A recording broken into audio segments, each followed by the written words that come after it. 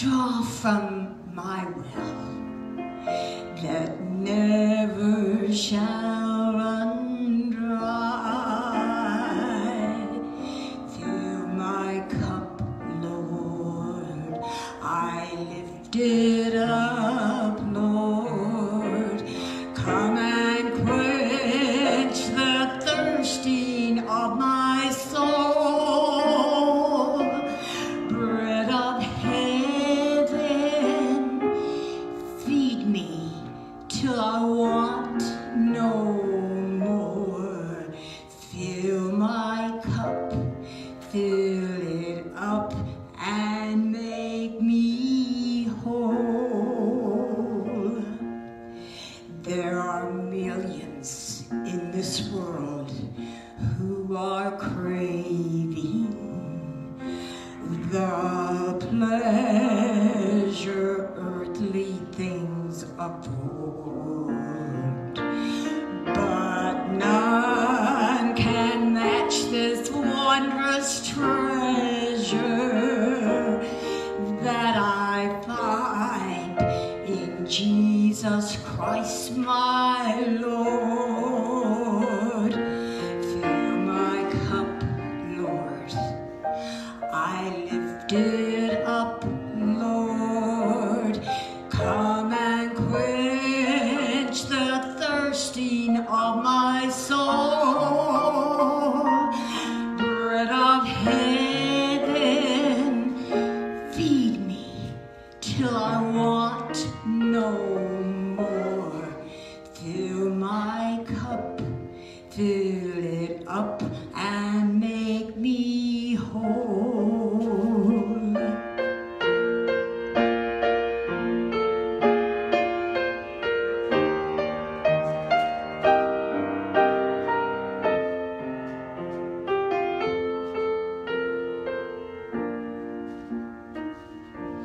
So my children, if the things this world gave you, these hungers that won't pass away, my blessed Lord will come and save you if you kneel to Him and humbly pray. Oh, fill my cup, Lord, I lift it up, Lord. Come and quench this thirsting of my soul. Oh, bread of heaven, feed me till I want no more. Fill my cup, fill it up, and make me whole.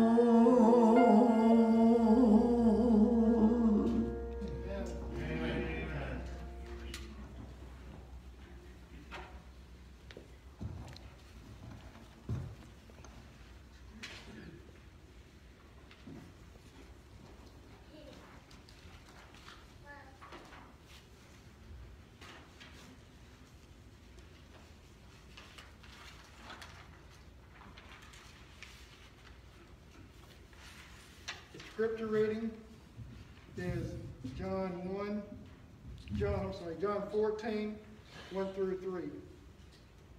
Let not your heart be troubled. If you believe in God, believe also in me. For in my Father's house are many mansions, and if it were not so, I would have told you.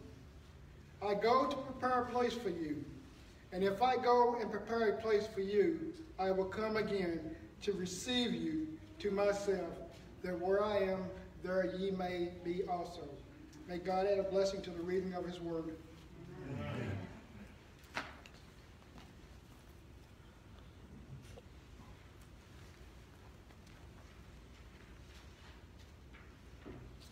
You know, I was thinking as I was sitting there listening to Linda sing that another good, something I really like about having church in the afternoon is if we did it in the morning, her song would have already been over.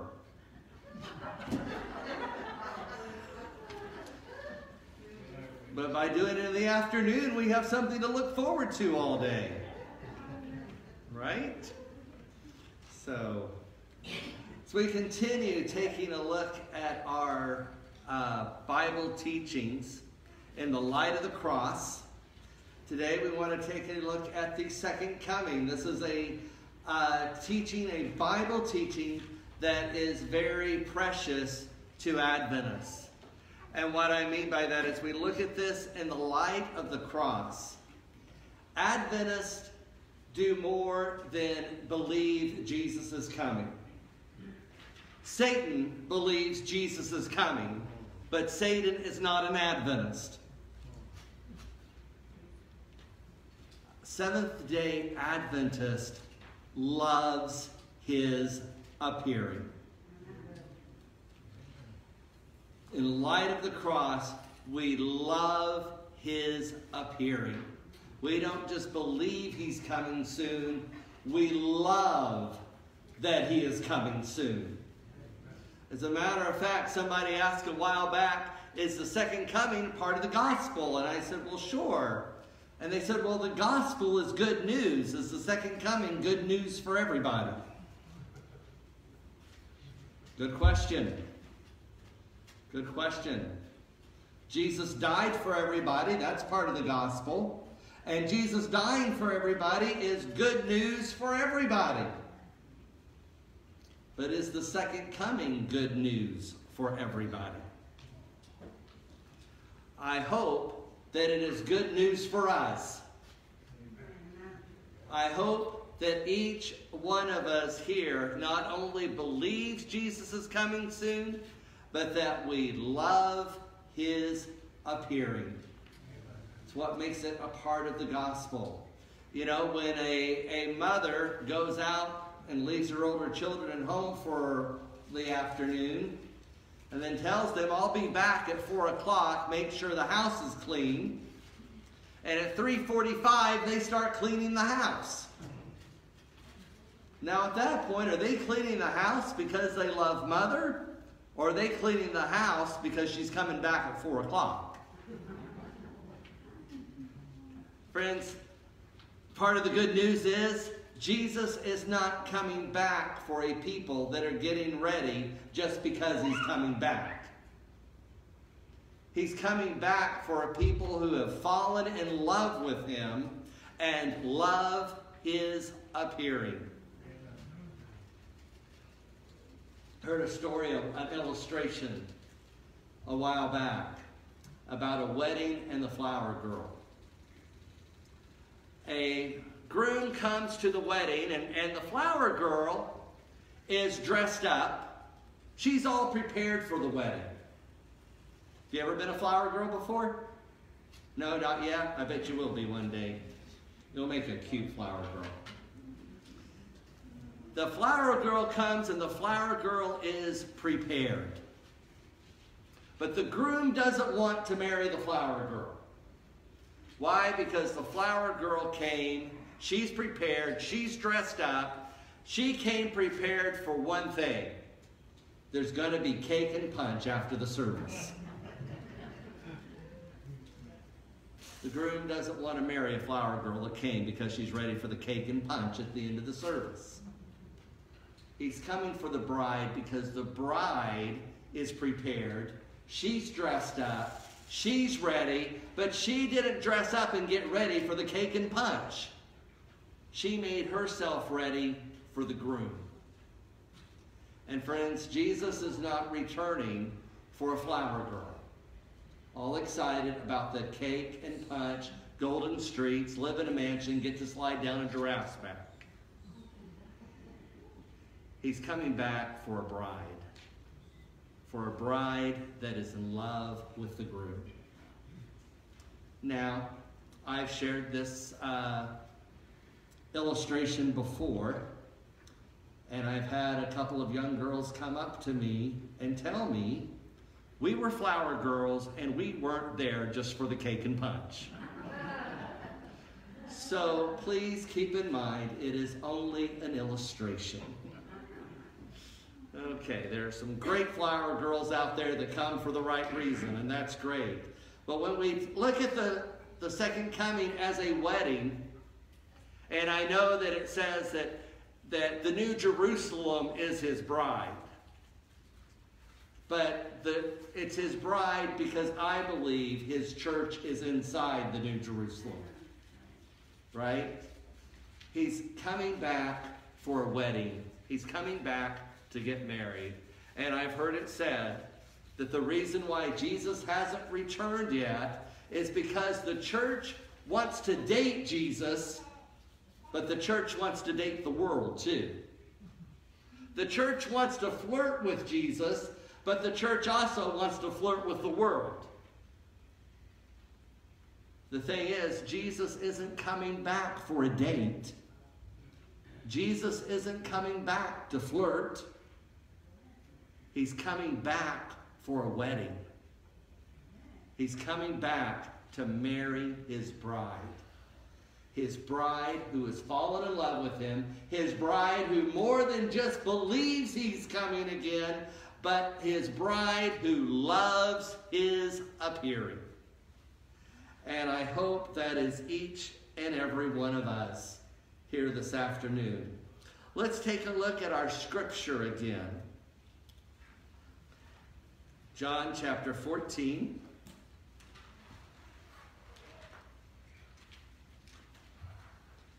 Verses 1 through 3.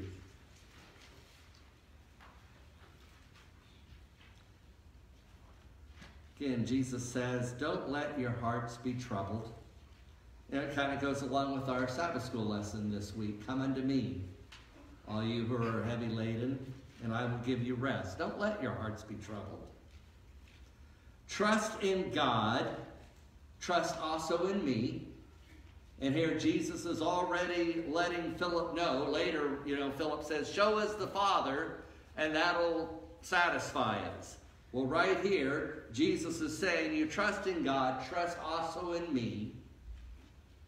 In other words, we're on the same level. We're together. You can trust both of us. Verse 2.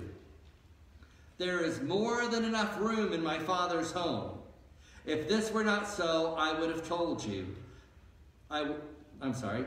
There is more than enough room in my Father's home. If this were not so, would I have told you that I am going to prepare a place for you. When everything is ready, I will come and get you so that you will always be with me where I am. Now notice, Jesus isn't telling the disciples, don't let your heart be troubled. As soon as you die, you'll be up in heaven with me. He never tells the disciples that. He tells them, we'll meet again when I come. When I come, we will meet again. And that is Jesus' promise. He is coming again. When we look at the second coming in light of the cross, we see that Jesus died with the intention of coming back to get us. And sometimes time goes by and we get discouraged. But friends, I can assure you, Jesus didn't go to the cross and die for us just so he could forget about us. If you buy something real expensive and you put it on layaway after you pay for it, don't you usually go get it? How many of you have bought something on layaway and then once it was paid for, thought, I don't really think I'm going to go get that? No, Jesus paid too high of a price for us to ever forget about us. You better believe he is coming. As a matter of fact, there are twice as many promises in the Bible about his second coming than there are about his first coming. And we know that he fulfilled those promises of the first coming, and we know he's going to fulfill his promise to come again. And because of that, we love his appearing. We love his promises. How will he come? Let's take a look here at Acts. First Acts, only Acts. Acts chapter 1. verses 9 through 11.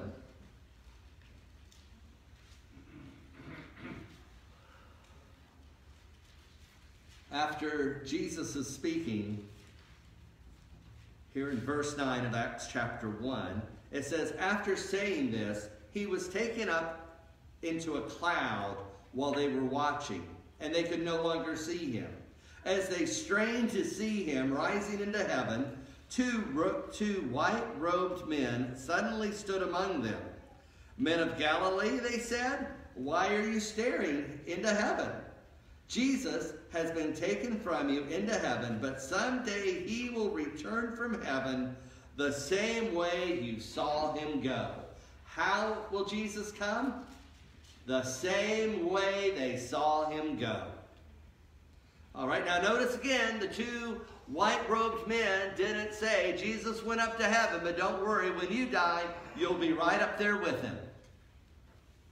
No, again, the promise is that they will see him again when he returns.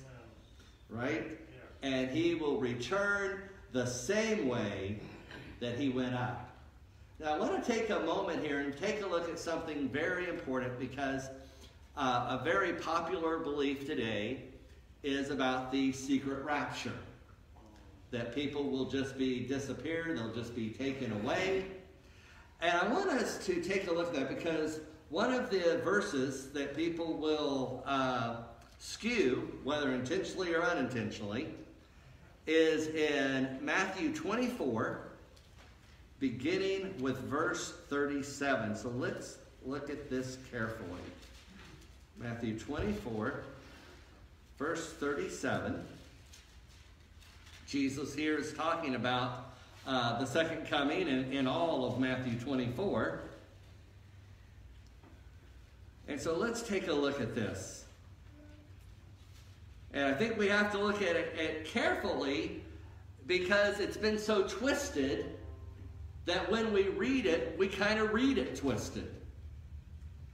And then once it was straightened out for me, I then realized, well, that's exactly the way it reads. How could I have ever been confused about that? And so let's take a look at this just the way it reads. Matthew 24, starting with verse 37, Jesus is speaking. When the Son of Man returns, it will be like it was in Noah's day. Okay, so it will be like it was when? Noah's day.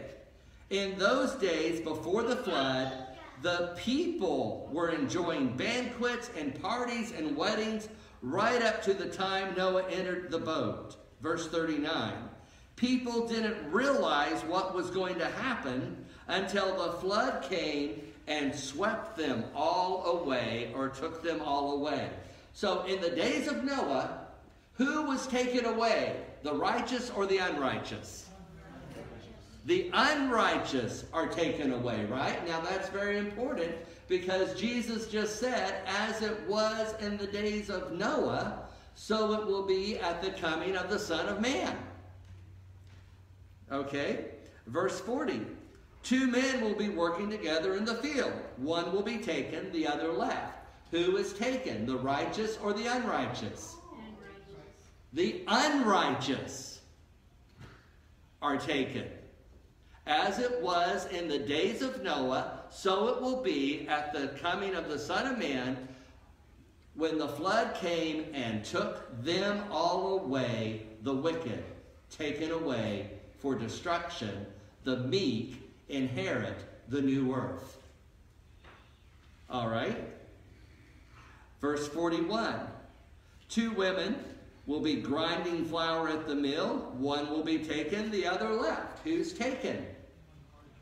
The unrighteous is taken away for destruction. Okay, so is that clear? Does that make sense? Okay, and again, that's just the way it reads. It is the wicked who were taken away in the days of Noah. It will be the wicked who were taken away when Jesus returns. This is not talking about the righteous being in a secret rapture and just being taken away. As a matter of fact, this becomes more clear in Luke 17, 34 through 37. Jesus is talking about one will be taken, the other left. And then they ask Jesus, where will they be taken? And Jesus answers them directly in verse 37. In verse 37, he says, wherever the body is, there the eagles will be gathered together. In other words, they're going to be eaten up by the vultures. They're going to be destroyed. So those that are taken away for destruction. And again, Luke 17:37 removes any confusion about exactly where they go. Jesus tells us exactly where they go. They go to destruction. They are not taken up into heaven in a secret rapture. Friends, the Bible does not teach a secret rapture. The Bible doesn't teach about people being left behind, having a second chance for 1,000 years or whatever. As a matter of fact, next week we're going to take a look at the millennium in light of the cross. And what we'll see there in Revelation 27 through 9 is at the end of the 1,000 years, nobody has changed. So even if a second chance was given during the 1,000 years, it didn't do any good, because at the end of the 1,000 years, all the wicked people want to destroy the New Jerusalem and take it by force. Okay, so nowhere in the Bible are we taught a second chance at the end of time. And again, when we look at this in the light of God's love, and we see that God is a very compassionate God, it wouldn't make sense for him to give everyone else one chance, and then they die. And when I say one chance, God gives us all kinds of chances our whole life, right? But what I'm saying is one life. Okay? It tells us there in Hebrews 9 that it's appointed unto men once to live, once. Matthew 24, verse 27. And we're going to see here what his coming is like. Matthew 24, verse 27. It says, for as the lightning flashes in the east and shines out to the west, or shines to the west, where did I get out from? For as the lightning flashes in the east and shines to the west, so it will be when the Son of Man comes. So again, Jesus will be coming like lightning. Everybody will see him. Like lightning coming from the east to the west. And by the way, just something I find very interesting is when you're at a cemetery, look at where all the graves are facing. What I have found, actually in my whole life looking for this, I've only found one exception. And that was in northeast Oklahoma. But every other grave I have seen, in every cemetery I've been to, everybody is buried so that in the resurrection they come up facing the east. And the reason why is because of this verse. As the lightning flashes from the east to the west. And I just thought that was a really cool thing. Of course, I realize there are people buried at sea. They're going to see Jesus coming. There are people who have been cremated. They'll see Jesus coming.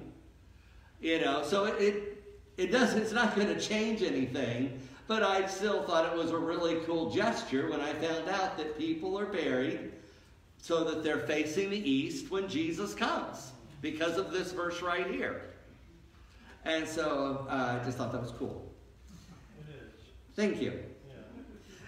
Yeah. In verse 31, it says, and he will send out his angels with the mighty blast of a trumpet, and they will gather his chosen from all over the world, from the farthest ends of the earth and heaven. So the angels are going to know exactly where to go. We've been told that when a saint dies, that their angel marks their grave to know where to return at the second coming, where to find that person. Thought it was very beautiful in Great Controversy. I've been reading through Great Controversy again lately, and I was reading where it was talking about Martin Luther. Now, Martin Luther did a lot of good. He also had a lot of problems. He wasn't perfect. None of us are. He did a lot of good. He still had problems. But it says that when he was put in his grave, his angel marked his grave, so that that angel will come and resurrect Martin Luther at the second coming. And we can rest assured for our loved ones who have fallen asleep in Christ, Jesus has marked their graves and knows exactly where the angels will be coming back. And by the way, speaking of that, we're going to be doing a grief share workshop here in the near future at some point. We don't have an exact starting date yet, but I know several of us have lost loved ones. And this grief share will be a 12 or 13-week workshop where we can come, we can watch videos on how to deal with grief, how to process grief, how to encourage each other. And I've been through it twice. I've presented it a couple of times. And I'm really looking forward. I think many of us are going to be blessed by this. And so we'll keep everybody posted about exactly when that will be happening. And I hope that many of you can attend and even bring your friends from the community that might be blessed by this as well. Right. We have a wonderful promise here in 1 Thessalonians chapter 4, verses 16 through 17.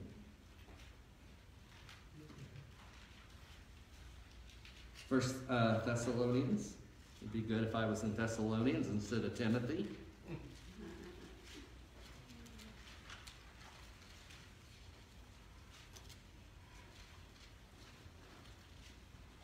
First Thessalonians 4, 16 and 17 says, "For the Lord himself will come down from heaven with a commanding shout, with the voice of the archangel, with the trumpet call of God.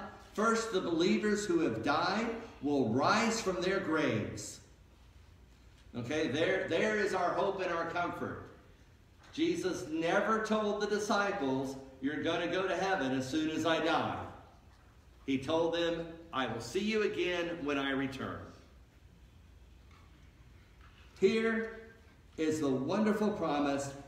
First, the believers who have died will rise from their graves. Then together with them, we who are still alive and remain on the earth will be caught up in the clouds to meet the Lord in the air. Then we will be with the Lord forever. So encourage each other with these words. Friends, those are encouraging words I want to share with you this afternoon. Another encouraging word is in Revelation chapter 1, verse 7.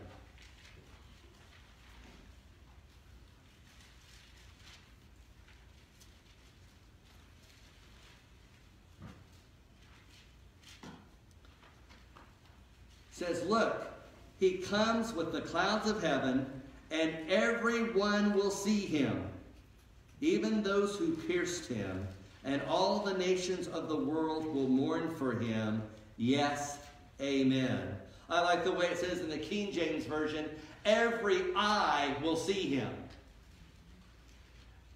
Because I remember when I was a kid, I would be brushing my teeth, looking in the mirror, and I would be looking at my eyes in the mirror, and I'd be thinking, one of these days, those eyes are going to see Jesus coming. That was exciting for me, and it's exciting for me now to know that one day I will see Jesus coming. That is our hope. Not only something that we believe, but hopefully something that we love. Because again, Adventists don't just believe Jesus is coming soon. Satan believes Jesus is coming soon, and Satan is not an Adventist. An Adventist loves his appearing. Friends, do we love the appearing of Jesus? I sure hope so. I believe we do. I want us to go back where we began, and we'll close here in John 14, 1 through 3 again.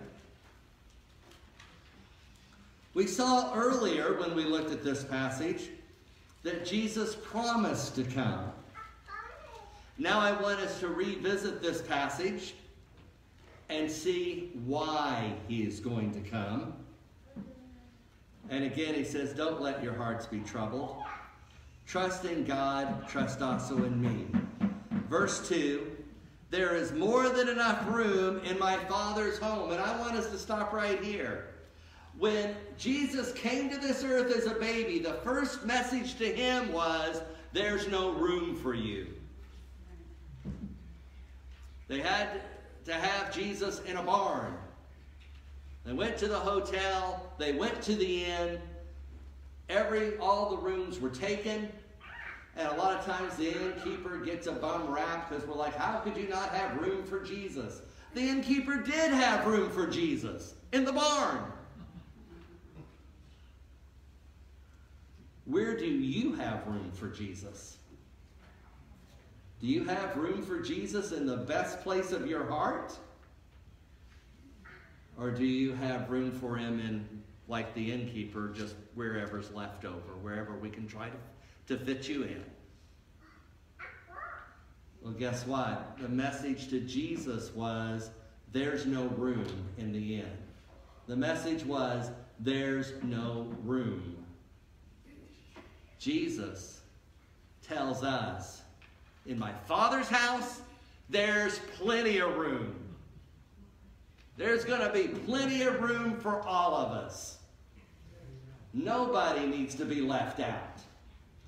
I was left out when I came, but when I come, nobody needs to be left out. There's going to be plenty of room this time. And, you know, the beautiful thing about Jesus is he doesn't say, there's more than enough room except for that innkeeper. He didn't have room for me, so I don't have room for him. Jesus doesn't talk like that, right? Jesus doesn't think like that. Jesus tells us there's more than enough room for everybody. If this were not so, would I have told you that I'm going to prepare a place for you?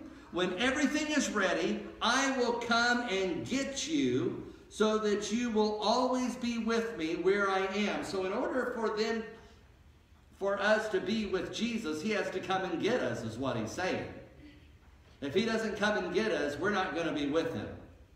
What that's telling me is we don't die and just go straight to heaven. Because Jesus says, I have to come again, or we won't be together. All right? When everything is ready, I will come and get you so that you will always be with me where I am. Why is Jesus coming back? So that we can always be with him where he is. Friends, this has been Jesus' goal the whole time. When he said, let them build me a sanctuary that I may dwell among them. This has been God's goal, is to always be with his children. To always be with his people. Friends, golden streets aren't what make it heaven to Jesus. Mansions aren't what make it heaven to Jesus. Sitting on a throne isn't what makes it heaven to Jesus. Friend, heaven isn't going to be heaven to Jesus until you're there with him. That's what will make it heaven. My prayer is that all of us not only believe in the second coming, but that we love his appearing. Do we have any questions or comments? Yes, Ed. Where did the theory come from where you die and go straight to heaven? Any idea? That, interesting. I wish I had the exact quote, because there is a quote from Martin Luther that was one of the inventions of the Pope. One of the traditions of the church that is not from the Bible is that the Pope declared the immortality of the soul. Thank you. Right. So, and it's interesting, you hear a lot of people in modern Christianity talking about their loved ones up in heaven. And what really discourages me is on Facebook, I'm seeing Adventists do this. And that really discourages me when an Adventist will say, happy birthday to my mother up in heaven. Things like that. But here's the thing is, again, during the Reformation, people were more aware of the false teachings and everything. And so, for example, when I was in Connecticut a while back, New England, I love New England. I love to go see the old houses, not the old houses, the old churches, old houses too. But I really love the old churches. And so I went to visit a lot of these old churches in New England. And I would go and look in the graveyard. And I read things on the gravestones talking about their resting until Jesus comes, resting until the resurrection. So, and a lot of these were buried in the 1700s. So during that time, most everybody got it. The Protestants got it. Now that idea is seeking into Protestantism. But again, Martin Luther attributes that teaching to the papacy. And like I said, Protestants back in the 1600s, 1700s, they understood when they buried somebody that they were going to rest there until Jesus came. It's such a desirable theory and easy for people to believe that they go straight to heaven instead of into the grave. They accept it easily. We were doing Bible studies with a lady locally here, and she was all ready to be baptized until she learned about the state of the dead. And she said, she almost got angry and said, I can't believe that my mother's not in heaven, and that she's in the grave, and if that's what you people teach, I don't want to have anything to do with you. Can you imagine that? Well, we need to pray for those people. Again, that's why it's so important that these things are presented in the light of the cross. So that she can see in the light of God's love, in the light of the cross, why the fact that her mother is resting in the grave and not in heaven right now is actually good news. Amen. And that can only be seen in the light of the cross. Right. Somebody over here have something? Maybe you didn't want to go into this, but over in China, they have, I think it's China, well, the Egyptians believed that when people went into another life, in other words, this idea that you go into another life has been around forever. And the Greeks, I was going to say that as a musician, in music school, they taught us that the Greeks, the first opera was Orpheus in the underworld. His sweetheart dies, and he goes to the other world to try and get her back. It's totally pagan. It's everywhere. Well, the reincarnation is Satan's counterfeit for being born again. And so that's his counterfeit for being born again. The thing is, my son is dead. But he loved everyone. And he's a person that he ain't going to be happy till everybody's happy. So, if he's in heaven, he's not happy because you're here struggling, Right. You can't have that. That's a good way to look at it. It's a great one. Resting. When Jesus is ready to get everybody all straight, then my son will ride. Absolutely. You have your feet, you have. That's beautiful. That's beautiful. Thank you. Any other thoughts, comments, or questions? Yes. This is off the subject, sort of. Shirley and I were invited to somebody from a church that she plays at, and they had somebody visiting that came over from India to, he's a missionary, and his, I guess, headquarters is like in Jacksonville, and he's asking for prayers, because, you know, they easily can be crucified over there.